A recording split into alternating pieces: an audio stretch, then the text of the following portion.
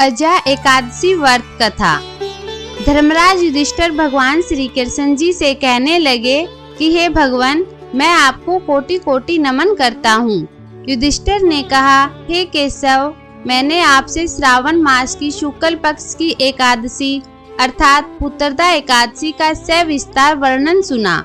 अब आप कृपा करके मुझे भाद्रपद मास के कृष्ण पक्ष की एकादशी के विषय में भी बतलाइए। इस एकादशी का क्या नाम है और इसके व्रत का क्या विधान है? इसका व्रत करने से किस फल की प्राप्ति होती है?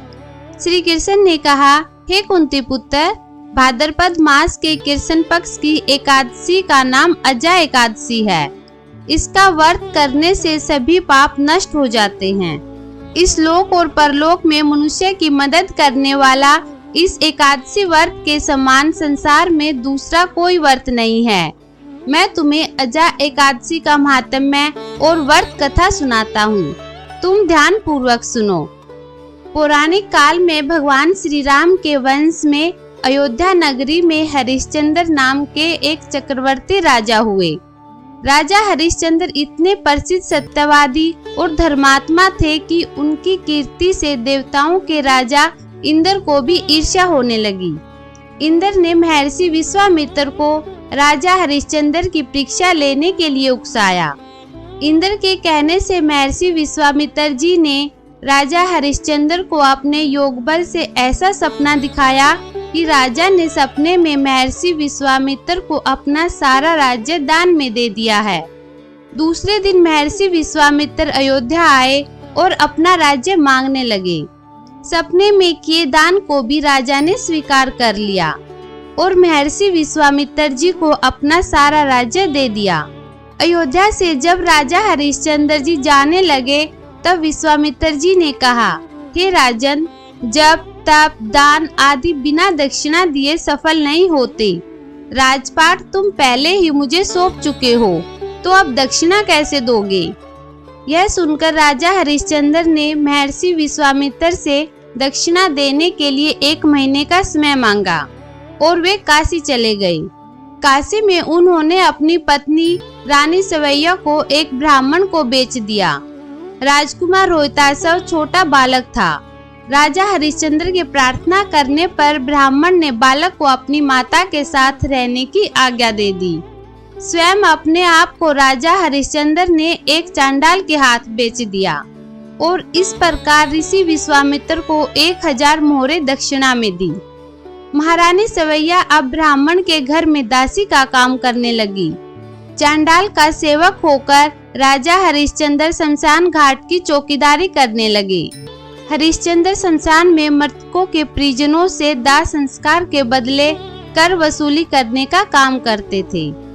कई बार उनके सामने धर्म संकट के हालात भी बने, लेकिन वे सत्य और कर्तव्य के मार्ग से विचलित नहीं हुए। जब इसी प्रकार उसे कई वर्ष बीत गए तो उसे अपने इस नीच कर्म पर बड़ा दुख हुआ और वह इससे मुक्त होने का उपाय खोजने लगे। वह सदैव इसी चिंता में रहने लगे कि मैं क्या करूं, किस प्रकार इस नीच कर्म से मुक्ति पाऊं।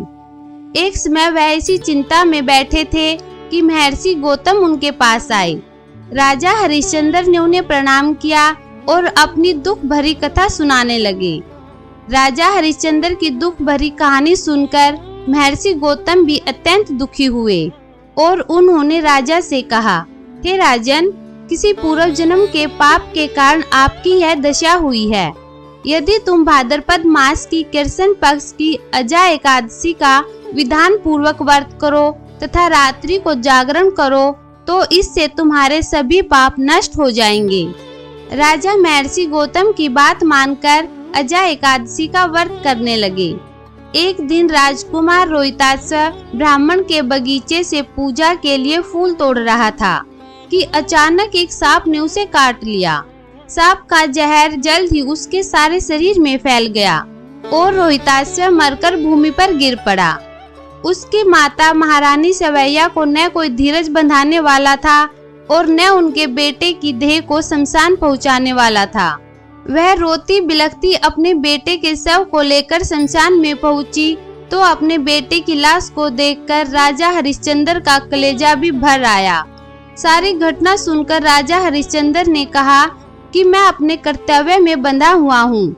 जो भी यहाँ दाह संस्कार के लिए आता है उसे कर के रूप में कुछ न कुछ देना पड़ता है।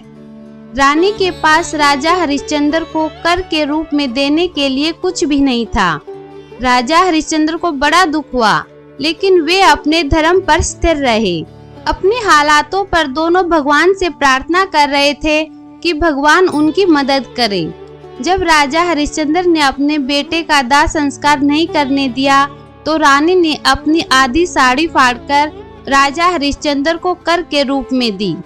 उधर भगवान भी यह सब कुछ देख रहे थे, तो हरिश्चंद्र की कर्तव्यपरायणता को देखकर वहां भगवान नारायण, इंद्र, धर्मराज आदि देवता और महर्षि विश्वामित्र प्रकट हो गए। उन्होंने हरिश्चंद्र के पुत्र को जीवित कर दिया और राजा हरिश्चंद्र को उनका राजपाट भी लौटा दिया। तो इस प्रकार अजा एकादशी के व्रत करने से राजा हरिश्चंद्र के सभी दुख समाप्त हो गए। सत्य और अपने कर्तव्य का पालन करने के कारण राजा हरिश्चंद्र महारानी सवैया के साथ भगवान विष्णु के धाम में चले गए। महर्षि विश्वामित्र ने राजकुमार रोहितासो को अयोध्या का राजा बना दिया। भगवान श्री कृष्ण ने युधिष्ठिर से कहा, हे राजन, यह सब अजा एकादशी के प्रभाव से ही हुआ। इसलिए जो मनुष्य सच्चे दिल से विधि पूर्वक इस व्रत को करते हुए रात्रि जागरण करते हैं, उनके सभी पाप नष्ट हो जाते हैं और अंत में वे स्वर्ग लोक को प्राप्त करते हैं। इस एकादशी की कथा के श्रवण मात्र से अश्वमेध यज्ञ का फल प्राप्त होता है। ओम नमो नारायण।